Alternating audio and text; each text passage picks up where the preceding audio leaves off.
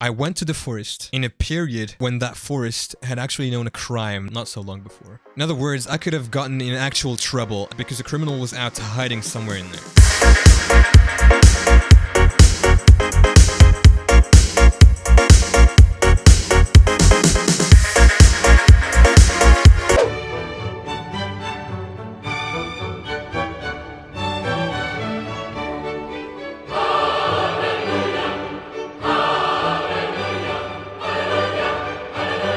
Is my camera laggy? Maybe it's only my own OBS, I'm not sure, I can't tell. So we're gonna start by one short story about one event that I lived, which I think is interesting and worth telling on stream. Let me get my deep storytelling voice. The story I'm about to tell you happened about a year to a year and a half ago. So I was still at university, I didn't have my BA yet. I was out with this one friend of mine who kind of had the same energy as me, so like really daring and in love with the adrenaline, you feel me? We actually wanted to go to the forest at night, like past 11 p.m. Nobody goes to the forest at night, like in the dark, so there were no lights, no traffic lights around, pitch black, and we wanted to go there and film a mini horror movie with a system of stories, so like an interactive story with my Instagram followers. So basically I would shoot stories, and after each story of us acting, eventually I would put a sort of poll with a choice, so yes or no or left and right,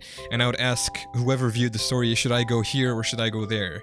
So it's kind of an interactive game through the Instagram stories. That's what we wanted to do. The way we did that was I took my father's car at the time. I took my father's car, I drove us to the forest at night. We went out, so I had this old flashlight, so I was supposed to be alone or to look like I was alone in the stories, and I was like casually exploring the forest at night. If you follow me on Instagram, you know that that's what I'm into, right? I just love the adrenaline. We just filmed a bunch of stuff there. We filmed like I was walking and then I heard some sound behind me, and then I turned around and there was nothing, and then I heard another sound behind me, and then I turned around again and then I heard a voice.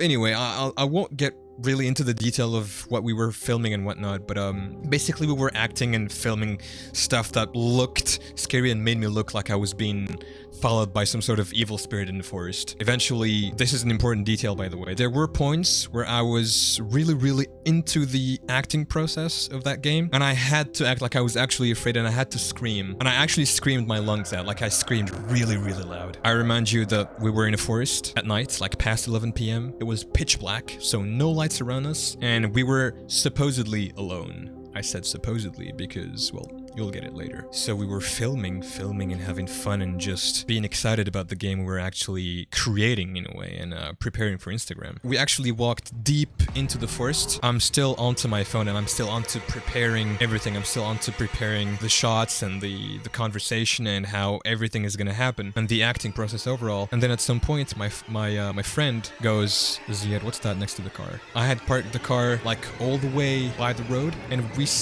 pretty much sunk deep into the forest, and there was this tiny light that was hovering over the car. And I promise you guys, I am not capping. I am not inventing stuff. Literally hovering over the car in the dark. So all we saw was a light around where the car was parked. So I see that light, and at that moment we already had we had our flashlights on, so we could eventually see our surroundings and where we walked and whatnot to film everything. As soon as I saw that light hovering over the car, my first reflex, which is very dumb by the way, don't do this. Don't go to the forest at night, for starters. Don't shut your own flashlights off. It's dumb because it makes you look like you have bad intentions. And so I did that. Like, I saw that light, I turned my flashlight off, and I turned to my friend and I tell him, I literally pretty much forced him to turn his flashlight off as fast as possible. So we turned our lights off, pitch black again, and as soon as we turned our lights off, I looked back at where the car was. That same light went off too. We turned our flashlights off, we turned to the car, that light went away. The adrenaline, sorry, was already rushing in, and when I'm full of stuttering, when I'm full of that substance, because I don't want to stutter again, of that hormone or whatever, I'm not scientific. It's how I work. I don't get scared, I get into this how do I get out of this situation mode, and I only pay the toll later when everything is done and solved. That light went off. Okay, I look at my friend because at that point, like the area where we were, it was dark, yes, but we could still see our, like each other's silhouettes or shapes, even in the dark, if that makes sense. I could see my friend and we were just silent. We had no idea what was happening. So we were looking at, we weren't even looking at each other. We were actually staring at where the car was parked. We were looking there and just being silent, not saying a word. Even our breathing, we couldn't even hear ourselves breathing. Even the forest itself made no sound at all. Like there wasn't that famous sound with the wind going through the leaves. Even that sound wasn't there. It was just dead silence, and we were just sitting there and looking and waiting and waiting and waiting. And I know that at that moment we didn't actually wait for too long, but it felt like we had waited there for at least 20 minutes. And I was still looking there. I was fixated on that direction because I was obviously scared for the car. I didn't want anything to happen. And like my ears, my senses, all of me was directed towards the car, towards that direction. And at that moment, I'm still focused and I feel a weight on my shoulder. Like I turn around in panic, but it was a false alarm. It was my friend. And I look at him and he goes, "Ziad, look behind us." And I turn around the other way, and what I see there, 1 light, 2 lights, 3 lights, 4 lights, 5, one by one, appearing from the dark out of nowhere. Just lights, all we could see was just lights appearing out of nowhere, one after the other. And we were alone, and we were ambushed. The lights were all around us. The lights were literally everywhere, all around us. And suddenly, they started moving towards our position, towards where we were hidden. So what I did was just like, as soon as I saw the lights approaching us, I went inside a bush, and at that time of the year, they didn't have leaves. It was those spiky bushes. So it hurt. I'm not sure we actually got injured. I can't remember. So I literally went inside a bush and I pulled my friend with me, and I could just see at least 20 lights hovering around us from every single direction. And we were alone in the middle of all of this, in the forest, at night, in the dark. I was starting to feel scared for my life at that moment. I wasn't like, I had no idea what was gonna happen. I had no idea who was behind those lights. What were their intentions? Why are they walking towards us? Why did that guy turn his light off when we turned our lights off when he was at the car? That was not the end of our trouble at all, because at that precise moment, as I started to ask myself those questions, there was this huge light, like huge. That forest is right next to a building, and that building, it's not a lighthouse, but it's almost like a lighthouse. So it has this huge pole, this really tall pole with a huge, insanely strong light on top of it. It lights up the entire forest, and we could see the light trails from the flashlights, because all of those lights that were around us were flashlights. They were walking around, checking bushes, checking trees, checking literally everything around. So it was obvious they were looking for us. And I just look at my friend and I did this, as in, just wait, just be patient. And I just did this, and he was like, and we waited and waited, and the lights got closer and closer. The bush we were hiding inside had a tree right by it, and I could actually peek from behind the tree to see if anybody was getting closer. So I do this, I look behind the tree, and there's a guy at like about 2 meters away. And seeing how thoroughly they checked everything around, every single bush, every single tree, there was no way we were gonna stay hidden there. There was no way we were gonna get away with it. Past those 2 meters, he was gonna find us and see us 100%. And so at that moment, I kind of got into that suicidal mode. I don't want to call it suicidal, but there's no getting away from this. I am not going to be able to escape this situation unless I run into the forest, and I know I can run fast. But if I do that, remember, the car is parked by the road. The deeper I go inside the forest, the further I get from the car. I was more scared for the car than for myself. I just didn't want anything to happen to that car because it's my father's car. I look at that guy getting closer, and I see that he's barely 2 meters maximum away from my position. I look at my friend, and I do this with my face. I do this like, let's just go. There's nothing we can do. There's no getting out of this. There is no solution to this. There is no miracle that can happen. If we run deeper into the forest, we get further from the car. There are several dozens of them around us. We are ambushed. We are unarmed. We were actually vulnerable there. I look at my friend and I do this. I mean, let's just fucking go. And we literally jump out of the bush like some sort of screamer, or like Rengar in League. And I am face to face with that guy. I pick my flashlight up. I turn it on. Like I had this option on my own flashlight, which was pretty much flickering light. So the light would turn on and off really, really quickly. And my intention at that moment was to blind the guy in front of me so I could run away. And I took that light and I directed it immediately at his eyes and I activated that. You would eventually expect that it had some sort of effect on him. Oh no. He just straight up looked at it and he took his own light and activated the strobe, that's the correct word, and directed it at my face. And it was at least, and I'm not capping, at least 20 times stronger than my own light. I meant to blind him so I could get away, and I ended up being the one blinded. I literally could not see anything.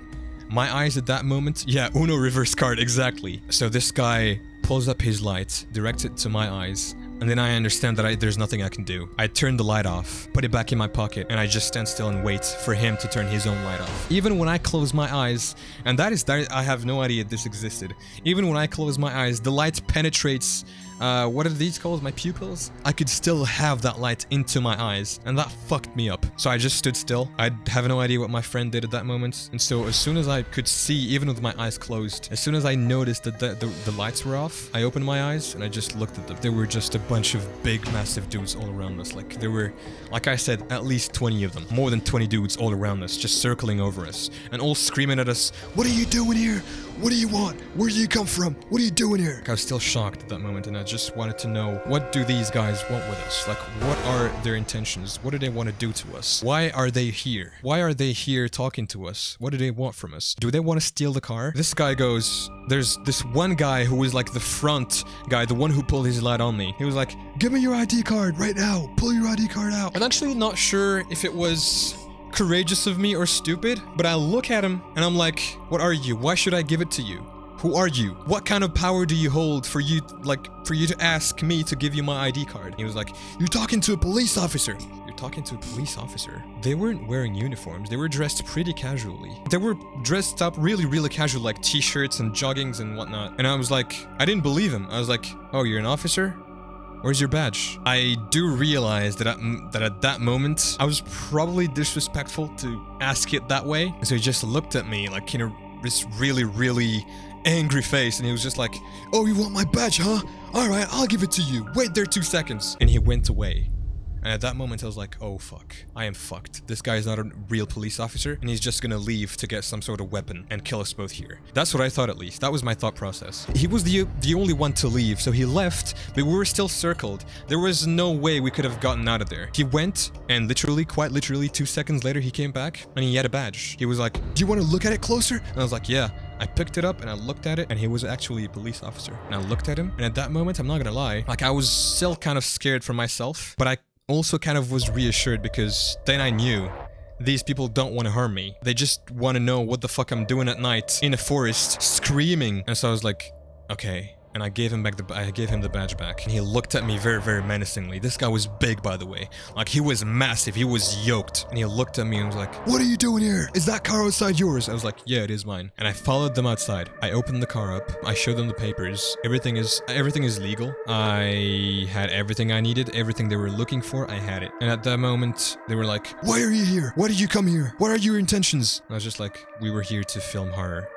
Just like that, like I told him just like that, "We're here to film horror." He went like, "Oi mate, don't your dad think I'm an idiot?" And I was just like, no, for real, we're here filming a horror. I wasn't speaking this calmly. I was kind of speaking kind of jokingly, like I was making it obvious that at that moment I was feeling no fear. I was feeling concern, but I was feeling no fear. And I was trying to make it obvious. When I look back at it, I feel like it maybe was disrespectful towards them. I may have looked a little cocky. And he was like, "Oh, no, I don't believe you. We're gonna search your vehicle." He called his superior. They were still circling us. He took my friend to another corner to ask him alone so that I don't hear him. And more officers came in. We were pretty much alone there at night. There were no other cars. Nobody goes in the forest at night. Nobody takes that road. Nobody goes there at night because it could be dangerous. Nobody fucking goes to the forest at night because nobody does that. It's not something you do when you're reasonable. But I'm not reasonable. More officers came in. We were circled pretty much everywhere at that moment. There was nothing I could do. I couldn't even run in any direction. If I wanted to abandon the car and run for my life, I couldn't. There were officers literally everywhere. And that was when I realized the big light that lit the whole forest up. Like, I looked at that direction because it was still on. I looked there and oh my god. The area of the forest we chose to film our Instagram game, it was right fucking next to a, what do you call it, police headquarters? So those are actually officers who protect the forest and basically intervene there if there is any crime within the forest. And I had no idea, and they thought we were criminals. They thought we were there. They thought we were drug dealers. And they thought I was hiding drugs in my car. I mean, in my father's car, in the car I was driving them. I opened the car, and all of those officers, they just rushed to the car and searched all of it. They took everything there was inside of it. They looked absolutely everywhere inside of it. Even in between the wheels, like even the most unrealistic ideas that I could get to hide even a little pen, because I'm not a drug dealer. Do I look like a drug dealer? Maybe I do because of the beard and all that. No, let's not play that game. Twitch doesn't like that. I'll just lose my monetization, which I don't even have yet because I don't have enough followers. Which, by the way, if you're not a follower, I invite you to follow. I do stream every Tuesday and Friday at 7 p.m. And so they checked the car. They couldn't find anything. They yanked the phone out of my hands and they were like, "Put your code in!" And then they checked our phones, both of our phones, and they could see what we had filmed. And they had their proof that everything we said was actually right. And then they just went to absolutely every single shot, all the footage we had filmed. They selected all of it just like that. Boom, boom, boom, boom, boom, boom, boom. Delete. They went to the recently deleted folder. Delete forever, and they emptied out my my cloud storage, so there was just no way I could ever get those back, not even using a computer, not even using specialized apps or softwares. The footage we filmed was completely fucking gone. They told me to fill a weird paper with my name, ID number, phone number, all sorts of pieces of information, and they were like, "Okay, never come back here again." They let us go, and they told us to never go back there again. I drove my friend back home, and I drove back home myself, and I still go back to that forest regularly. I did not learn my lesson, and I still went back there at night, but I never dared filming again, and I never screamed in the forest at night again. I never learned my lesson, guys. It's just, I'm just way too in love with the adrenaline to give that up that easily. NANI?